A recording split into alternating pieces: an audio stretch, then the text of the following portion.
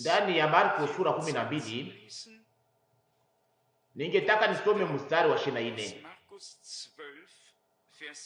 na kisha tena ndani ya Marko sura 12 mstari wa 29, mstari wa 24, Marko sura 12. Yesu akawambia, hampotei kwa sababu hii? Hamjui maandiko wala uwezo wa Mungu? Hii ni neno ambayo hakuna mmoja wetu ana haki ya kuweza kutamka, ila Bwana peke yake ndiye iko na haki, na ni yeye ndiye aliyesema maneno haya. Lakini watu ambao wanaochunguza maandiko, ikiwa Wasadukayo, Wafarisayo, Waprotestanti au Katolika, na kama wanachunguza maandiko na kuyasoma, lakini unapobaki katika makosa kwa sababu hawakuweza kuishi au kujua nguvu za Mungu, hapo ni hatari. Sasa nikusema sasa inahusu kwamba maana ya kiungu iweze kufunuliwa kwetu kupitia ufunuo. Ndugu Rusi amekwisha kuyasema kwamba towashi wa Ethiopia alikuwa ndani ya gari yake akisoma nabii Isaya, na Filipo akamuuliza, unafahamu maneno unayosoma? Naye akakuwa wazi akasema, nitaweza kuyafahamu namna gani kama kuna mtu anayeniongoza? Matendo ya Mitume sura 8 mstari wa 31, kwanza kwa mstari wa 29 ndani ya Marko 12, Marko 12 kwanza kwa mstari wa 29. Yesu alijibu, ya kwanza ndiyo hii, ya kwanza ndiyo hii, usikie Israeli, Bwana Mungu wetu ni Bwana mmoja. Mstari wa 13, na upende Bwana Mungu wako kwa moyo wako wote na kwa roho yako yote na kwa akili zako zote na kwa nguvu zako zote. Hii ni mengi. Mtu yeye wote kwa ujumla, akili zake, nguvu zake, roho yake, nafsi yake, yote ambayo aliyo, anapaswa kupenda Bwana. Hata kama hii haistahili hapa,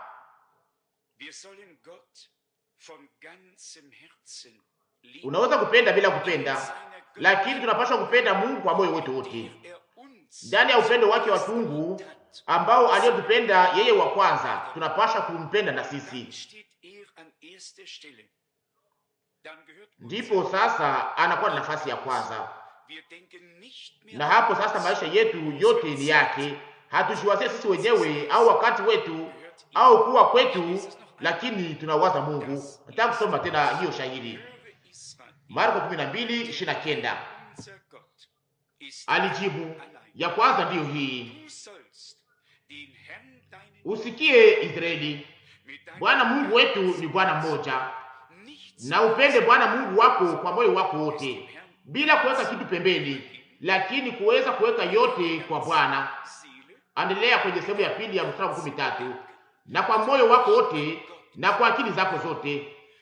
Ni kusema sasa sio kuwaza ukiwa pembeni ya Mungu, lakini kudumu pia ndani ya mawazo yetu. Tunapaswa kudumu katika mipaka ya neno la Mungu, na hivyo tuweze kudumu ndani ya Mungu, kwa maana Yesu alisema ndani ya Yohana 15, kama mkidumu ndani yangu na maneno yangu yakidumu ndani yenu, muombe lolote mnalotaka nanyi mutaipewa.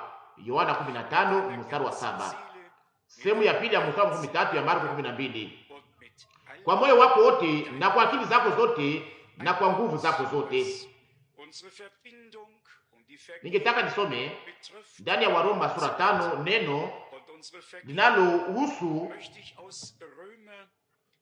uhusiano wetu au ushirika wetu pamoja na Mungu na msamaha wetu. Nataka nisome ndani ya Waroma sura 5. Hapa Paulo alifupisha maneno haya kwa namna iliyo ya ajabu. Waroma sura 5 mstari wa 18 na 19. Waroma sura 5 mstari wa 18. Basi hivi kama vile kwa kosa moja watu wote walihukumiwa adhabu, hivi kwa tendo moja la haki watu wote walipewa haki yenye uzima. Mstari wa 19 Waroma sura 5. Kwa sababu kama kwa kuasi kwa mtu mmoja watu wengi waliingizwa katika hali ya wenye dhambi, hivi kwa kutii kwake mtu mmoja wengi wameingizwa katika hali ya wenye haki. Mungu hakuuliza hata mtu mmoja katikati yetu kama angeliweza kupenda aweze kuja katika dunia hii akiwa mwenye dhambi, lakini ilifanyika tu hapo hapo. Kila mtu au kila mwanadamu aliyezaliwa ndani ya dunia hii tangu Adamu na Hawa, bila hata kuulizwa, haijalishi mahali popote ndani ya dunia, alikuja kwenye dunia hii akiwa ametenganishwa na Mungu. Ndiyo maana hii shurti inayosema kwamba sharti mzaliwe mara ya pili, na kama sivyo hamwezi kuona ufalme wa Mungu. Yohana 3:3. Mungu ndani ya neema yake alikuwa ameumba mtu katika hali ya kuanguka. Nikusema angepaswa kamata sasa usimamizi wa kutengeneza maanguko hayo na kujaza shimo na kupatanisha mtu pamoja naye mwenyewe, na hayo yalifanyika ndani ya Yesu Kristo Bwana wetu. Na hivyo sasa, kama vile kwa kuasi kwa mtu mmoja sisi sote tuliingizwa katika hali ya watu wa kuasi, na hivyo hivyo kupitia kutii kwa kitendo cha haki cha mtu mmoja tulirudishwa tukawekwa tena mbele ya uso wa Mungu kama vile watu waliohesabiwa haki, waliosafishwa, waliopatanishwa pamoja na Mungu na kama vile mali yake. Sasa heri mtu ambaye anayeweza kubali hayo ndani ya imani. Ndani ya Agano la Kale kuna habari ya Yona inayoonyesha kwa namna njema, inayoonyesha wokovu ni nini na namna gani inapatikanaka. Ndani ya Yona, nyuma ya kitabu cha Amosi na Obadia, ni nyepesi ya kupata katika Agano la Kale. Imeandikwa kwenye sura 2 ya Yona. Yona sura 2 kuanza kwa mstari wa 2.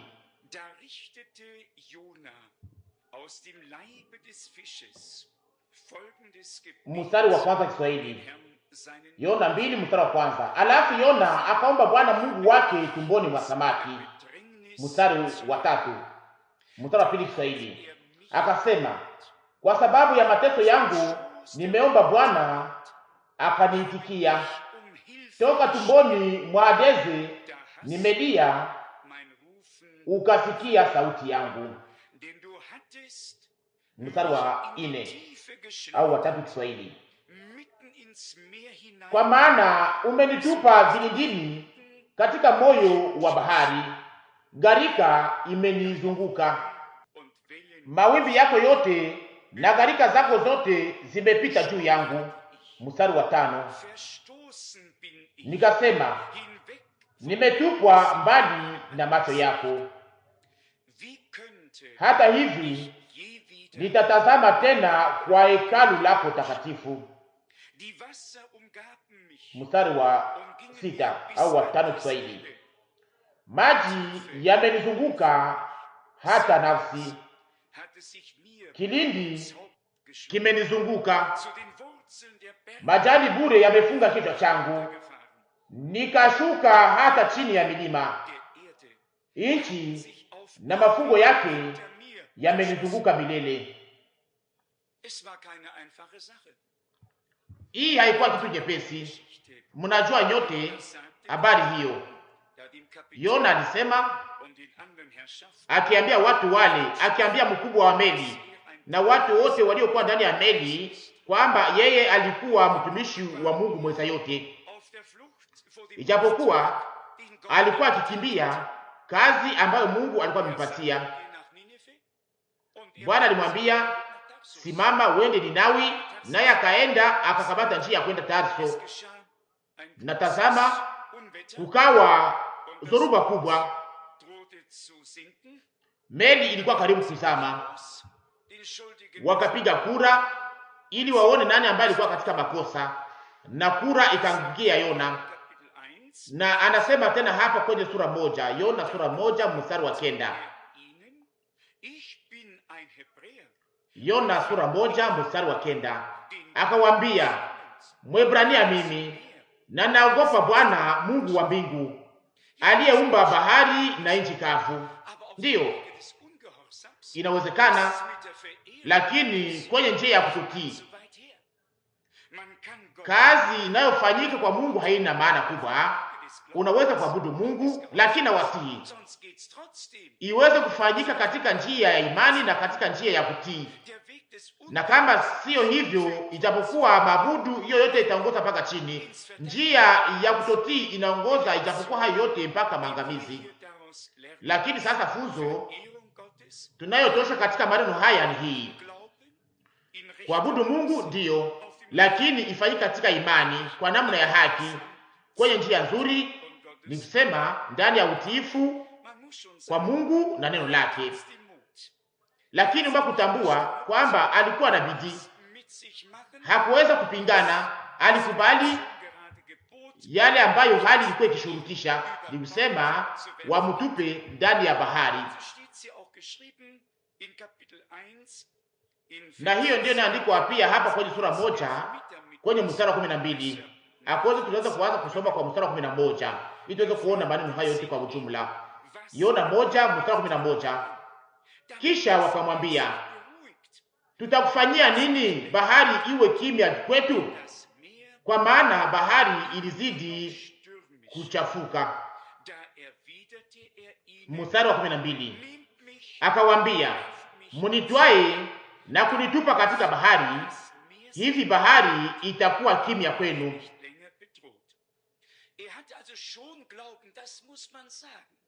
Alikuwa na imani, inaomba kuikubali.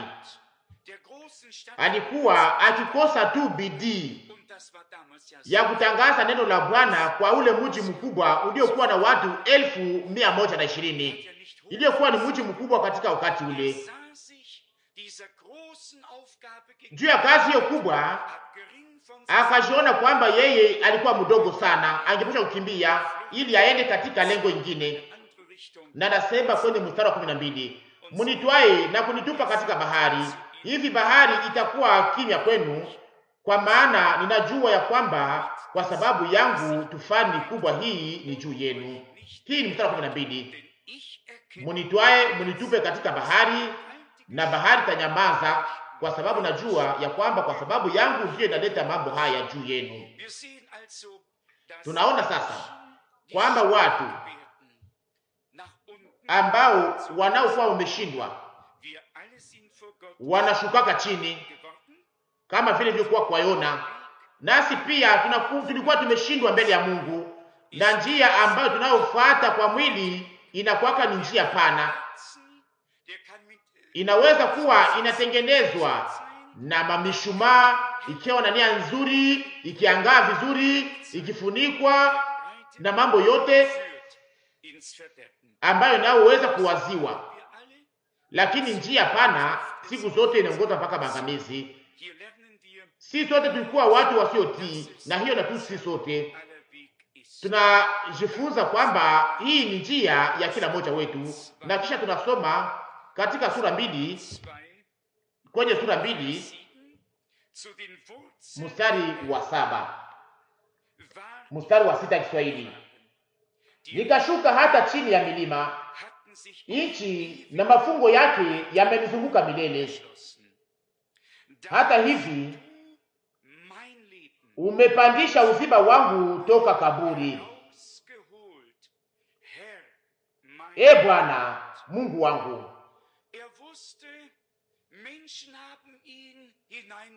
Alijua kwamba watu walikuwa wamemtupa ndani ya bahari, lakini Mungu akamtosha huko. Mungu alikuwa amekwisha kutayarisha pia samaki kubwa kama vile meli inayotembea chini ya bahari. Alitupwa ndani ya bahari, na hiyo meli inayotembea chini ya bahari ikakuja ikamchukua. Ndiyo, hiyo samaki kubwa ilikuwa ndiyo meli kubwa inayotembea chini ya bahari iliyomumeza, na kisha akashuka huko chini. Na kwa namna moja au kwa namna nyingine angeliweza kuona mahali ambapo alikuwa akose samaki. Alikuwa akipiga macho kwa nje na kuona nje, Mungu anajua hiyo, lakini alikuwa akiona pia majani ya ndani ya bahari. Akaeleza hali yote jinsi alivyoyaona, lakini kitu moja kilikuwa wazi kwake, na hapo hiyo meli inayotembea chini ya bahari ikasimama na safari ikamalizika, na yote nyuma yake ilikuwa imefungwa. Ilikuwa ni mwisho wa safari, ilikuwa imemalizika. Alikuwa amepotea milele, na sasa akalilia Bwana. Mtu anapaswa kufika kwanza kwenye mwisho, aweze kuelewa kukata tumaini ya ujao, ili aweze kujua kwamba ametenganishwa na Mungu mpaka ndani ya vilindi vilivyo vya chini sana. Na kisha kuna kuja wakati wa kilio, analilia msaada wa Bwana. Mniamini, angeliweza kuita wakohani wa dunia, hakuna mtu angeweza kumsaidia, lakini wote wangeweza kuangamia pamoja naye. Angeliweza kuita Maria na wengine wote, hakuna mtu angeweza kumsaidia. Msaada unatoka kwa Bwana Mungu. Mtu anayetaka wokovu na msaada anapasha kuita yule ambaye anayeweza kuokoa na kusaidia, na ingine yote itakuwa inaongoza mpaka kukata tumaini. Na hivyo sasa ndipo nikalilia Bwana. Akose inaweza kusoma mstari wa 8, mstari wa 7 Kiswahili. Wakati nafsi yangu ilipozimika ndani yangu, nikakumbuka Bwana. Ndiyo, ilikuwa imalizika, nafsi yake ilikuwa imemalizika ndani mwake, ilikuwa ni mwisho wake, lakini sasa akakumbuka Bwana. Bila kuvunja maandiko, tunaweza kusema kwamba akakumbuka Bwana na Bwana akamkumbuka. Bwana alikuwa akimwona, Bwana alikuwa akimpenda, lakini akamwacha kwenye njia yake, njia ambayo ilikuwa ikiongoza mpaka chini, ili baadaye aweze kumuongoza mpaka kwenye njia yake yeye mwenyewe, njia ya Bwana inayojaa ndani baraka na rehema. Mstari wa 8, wakati nafsi yangu ilipozibika ndani yangu, nikakumbuka Bwana, na maombi yangu yamefika kwako katika hekalu lako takatifu. Mstari wa 9 wa 8 Kiswahili, wenye kuchunga mambo ya bure ya uongo wanaacha rehema zao. Hatukuchagua andiko hii na sikuweza kuongeza mimi mwenyewe mstari wa 9, na hivyo ndivyo inavyoandikwa. Wapendwa, hatuhukumu au kuweza kuleta hukumu juu ya mtu yeyote. Inatuhuzunisha kuweza kuona watu wakiwa wamedanganywa milele, wakidanganywa kwa maneno ya utawa. Na niliandika ndani ya kitabu kidogo, wanawaza kwamba wanaokoa watu kutoka kuzaliwa kwao mpaka kufa kwao, na kama ikiwezekana wanatumikisha hizo masakramenta 7, na kwa mwisho wanatambua kwamba mtu hakuokolewa. Sitaisahau hata kamwe. Ilifanyika hapa Krefeld. Wakati mmoja wa wafanyakazi wenzangu alipofariki, na sasa kwenye kaburi walikuwa wakisema kwamba ilimpendeza Bwana amchukue ndani ya utukufu, lakini ndani ya kanisa la Bohum hakukuwa tena ndani ya utukufu, alikuwa huko chini. Nilikuwa naomba sasa uweze kufanya ibada kwa ajili yake. Sasa iko wapi? Iko huko juu au chini? Iko mahali ambapo walisema kwenye kaburi, au iko mahali ambapo waliposema ndani ya kanisa? Siamini kwamba watu wa karne ya 20 wako na hitaji ya kuweza kufungwa macho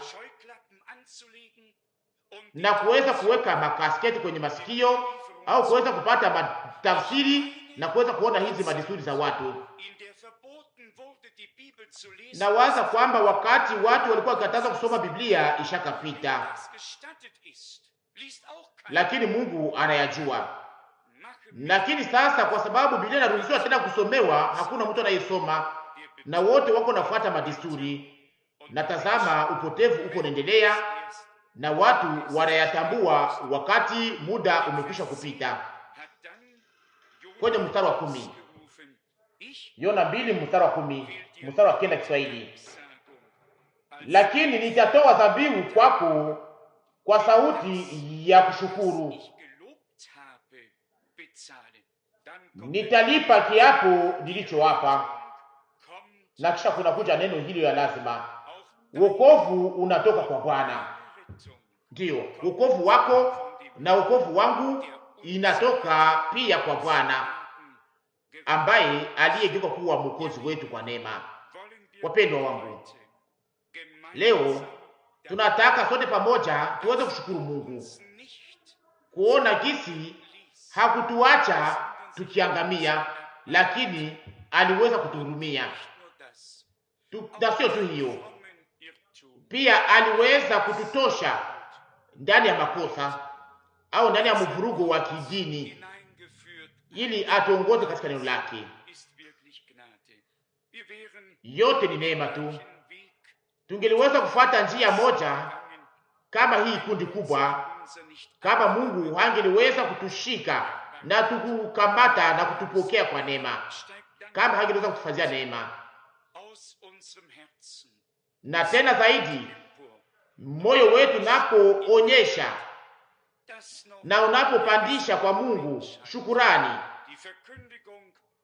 na tunahitaji ili utangazaji wa habari njema nyepesi na yenye nguvu, lakini inayookoa,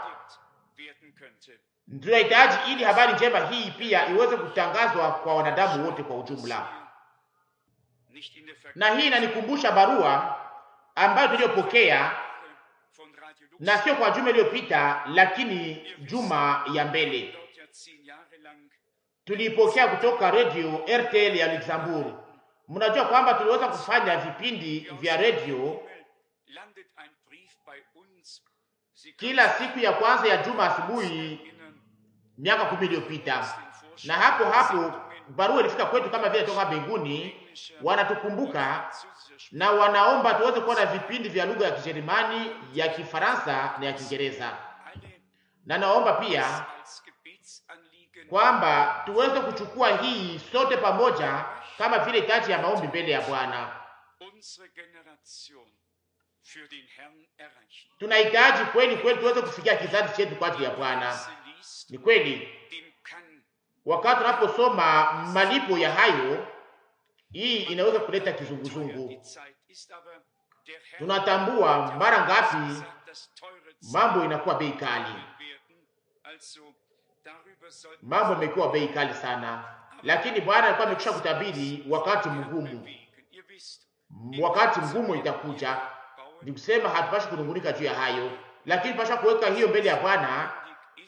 Mnajua kwamba tutaweza kujenga hapa karibu, ili tuweze kuwa na maofisi na yale yote inayokuwa lazima kwa ajili ya kumaliza kazi hii, ili machumba za lazima ziweze kuonekana. Na kiambatanisha na hayo, ninahitaji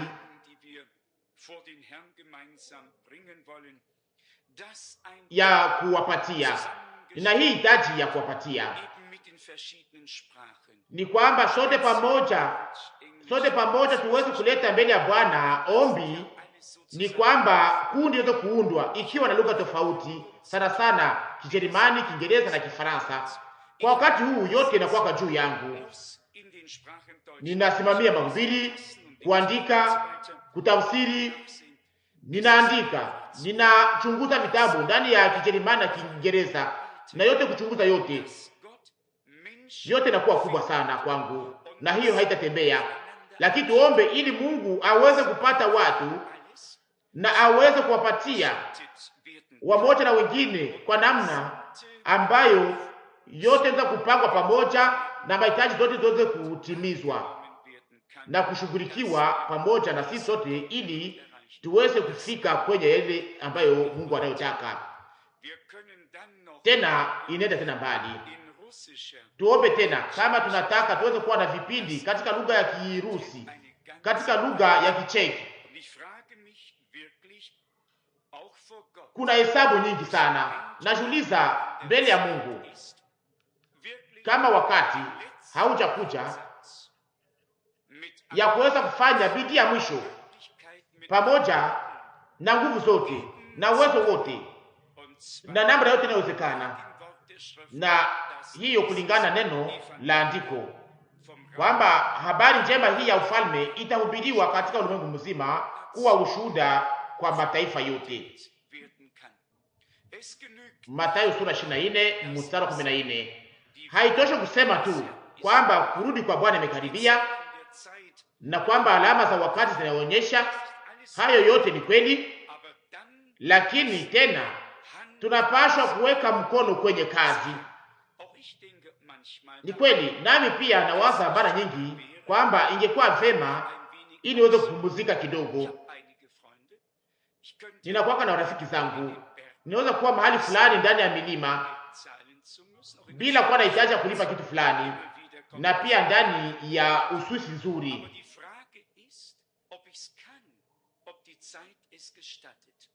Mara nyingi ninapewaka hiyo heri. Sasa swali ya kujua kama ninaweza, kama wakati inaniruhusu. Watu mmoja wanasemaka ndugu Branham alikuwa akipata wakati, alikuwa akienda kuwinda, alikuwa akienda kuloa. Hiyo ndio ilikuwa kazi yake, alikuwa akipenda nyuma ya mahubiri, na huko alikuwa peke yake pamoja na Mungu. Lakini kwangu kwenda peke yangu itakuwa kama vile ni kuadhibiwa. Ninapaswa kuwa katika chanzo ya mambo, na tena zaidi inavyowezekana kwa kutumikia Bwana, na hivyo tena wakati naweza kutumikishwa kwa damu na njema, na hapo tena ninasikia vizuri. Acha maneno haya mafupi tuliyosoma na pia maonyo ambayo umekwisha kufanyika, hayo yote yaweze kugeuka kuwa hitaji ya maombi kwa ajili ya sisi sote, ili Bwana aweze kuongoza yote kwa namna njema, aunganishe yote pamoja, aongoze mambo yote kwa namna ili mapenzi yake yafanyike.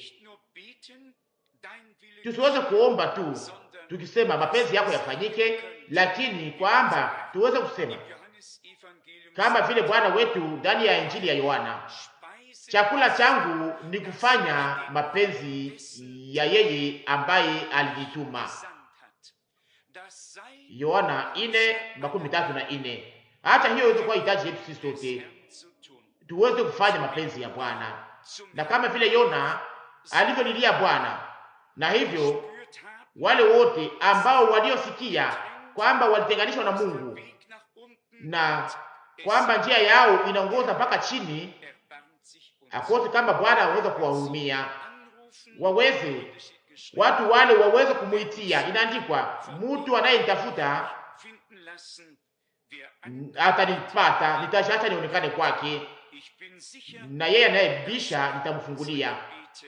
Na kubalishwa kwamba Mungu atajibu maombi yetu. Tuliyasikia mara nyingi jana jioni. Tuyafanye kwa uhaki, kwa moyo wa haki, kwa maana kuna neno hili linalosema,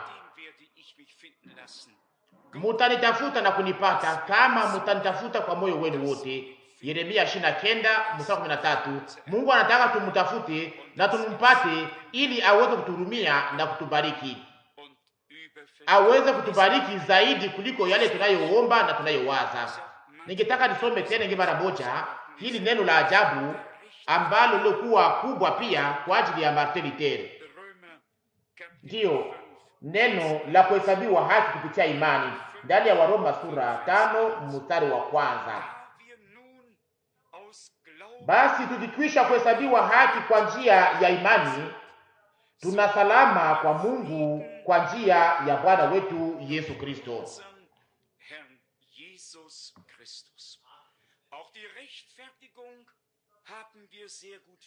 Tuliweza kuelewa pia kuhesabiwa haki ni nini.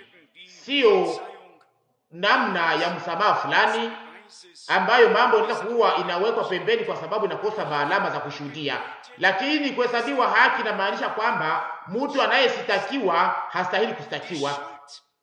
Nisema makosa haishakamalizika, ilifutwa, ilitoshwa, anasitakiwa kwa namna isiyo stahili, kwa namna isiyokuwa ya haki.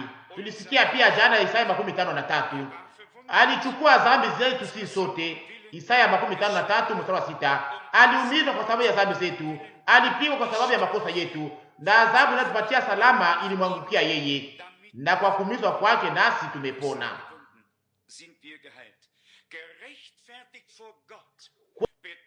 Kuhesabiwa haki mbele ya Mungu inamaanisha kwamba mambo iliyokuwa imetengenezwa na dhambi juu ya mwanadamu imekuwa imetoshwa, na mtu anawekwa mbele ya Mungu kama vile hajawahi kufanya dhambi, kama vile hajawahi kutenganishwa na Mungu, akipatanishwa pamoja na Mungu, akiungwa na Mungu, akifanywa kuwa na sehemu katika tabia ya Mungu, wakiwa wavulana na wasichana wa Mungu kupitia damu takatifu ya damani ya mwana kondoo iliyomwangika kwenye msalaba wa Golgotha. Na kwa ajili ya ukombozi huo ambao tuliopewa kwa neema, tunataka tuweze kushukuru Mungu kwa ajili yake. Nikisema sasa, hatuna hitaji ya kuweza kufanya safari huko Cleveland au Ettingen au Asende au mahali pengine popote. Hakuna mtu anahitaji kuweza kufanya safari ili kuenda mahali fulani, ili kujitupa chini, ili kupata salama pamoja na Mungu.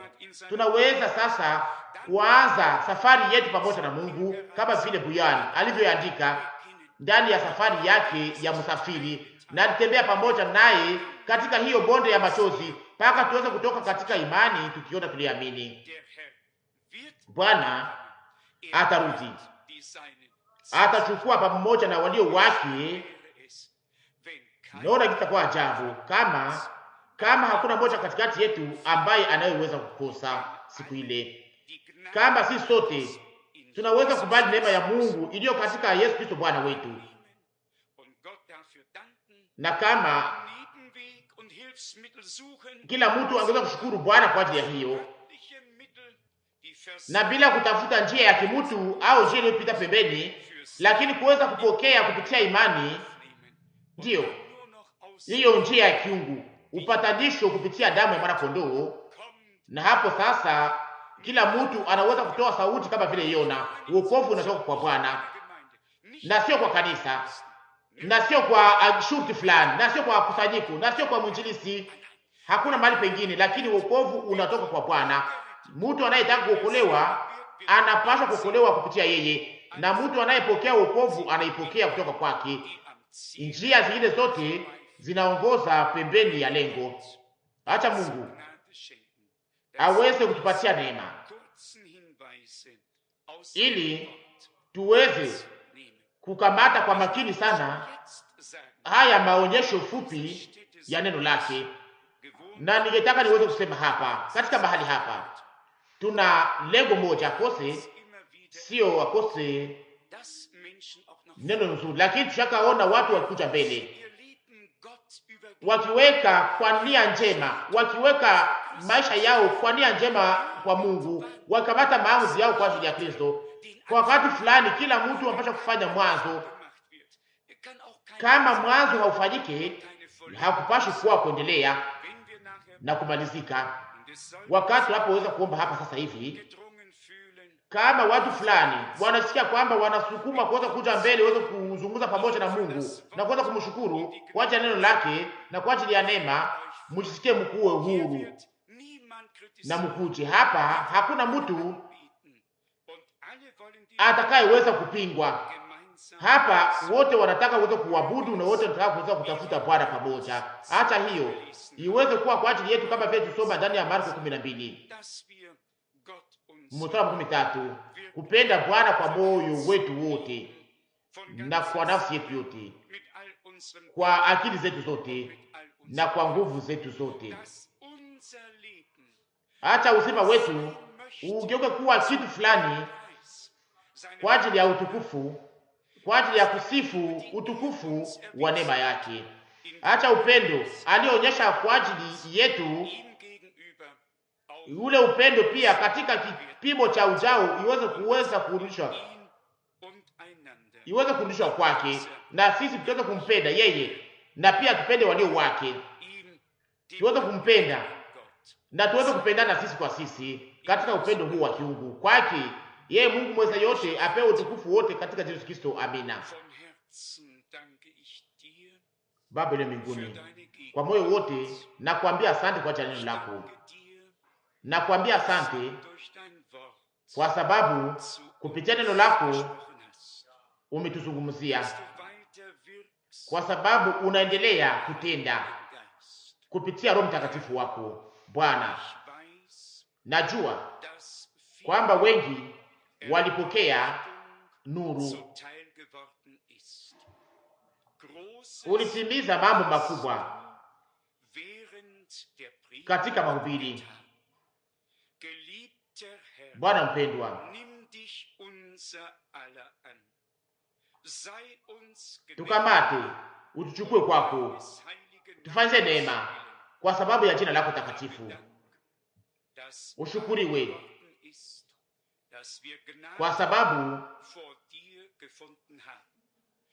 imekuwa kweli kwamba tulipata neema mbele yako,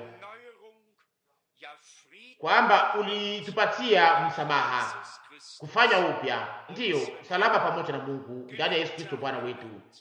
Bwana Mwokozi mpendwa, tunakuomba pamoja, kamata maisha yetu sisi sote, uikamate kama vile shukurani,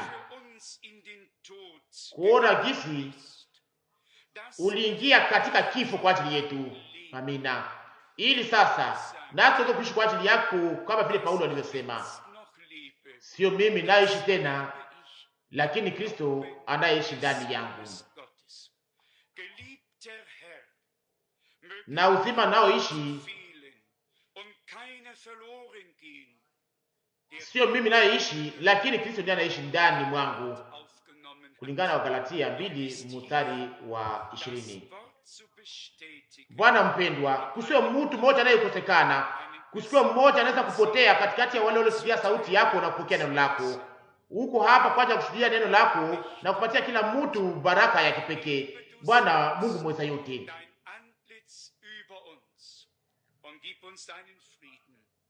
onyesha uso wako wewe mwenyewe juu yetu na utupatie salama yako, na sio hapa tu katika eneo hii, lakini mahali pote, katika eneo zote, katika makusanyiko yote.